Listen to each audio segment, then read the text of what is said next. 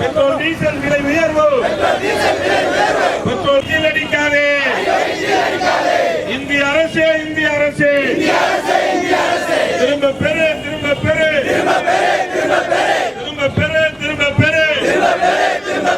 முழுமையாக திரும்ப பெறு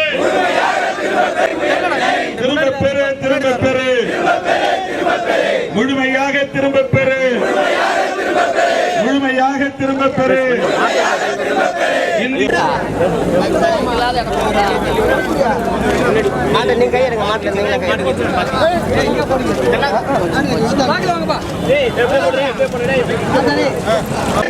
இந்திய அரசே வெட்கக்கேடு.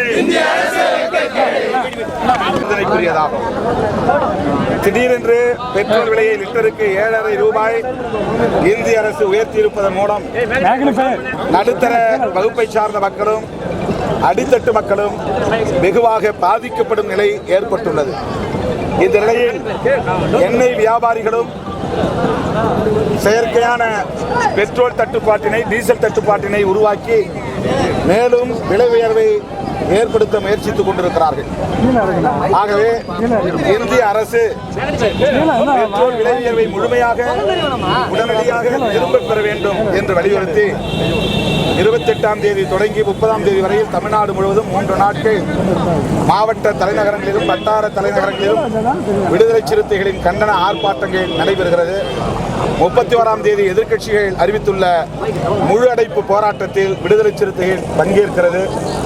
இந்த முழு அடைப்பு போராட்டத்திற்கு முன்னதாகவே பெட்ரோல் விலையை முழுமையாக இந்திய அரசு திரும்பப் பெற வேண்டும் என்று விடுதலை சிறுத்தைகளின் சார்பில் வற்புறுத்துகிறோம்.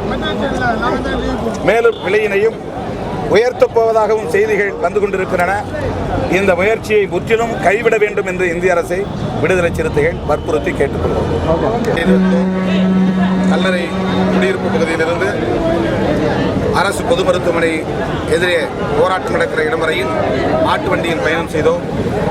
பெட்ரோல், டீசல் ஆகியவற்றின் விலை கடந்த 3 ஆண்டுகளில் 18 முறை உயர்த்தப்பட்டிருக்கிறது.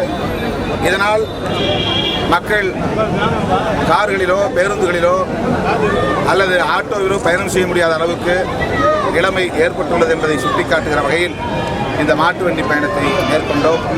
பிரச்சனைக்காக போராட்டம் நடத்த இருக்கிறது.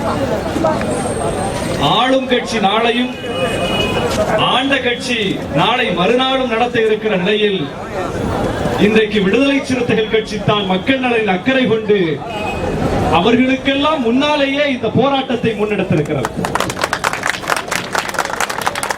ஆக மக்களின் நலனில் உண்மையிலேயே யாருக்கு அக்கறை இருக்கிறது என்பது இந்த ஒரு போராட்டத்தில் இருந்து நமக்கு தெரிய வருகிறது. பெட்ரோல் விலையை இந்திய அரசு உயர்த்தியவுடன் அன்றைக்கு நள்ளிரவு முதல் அந்த விலை உயர்வு அமலுக்கு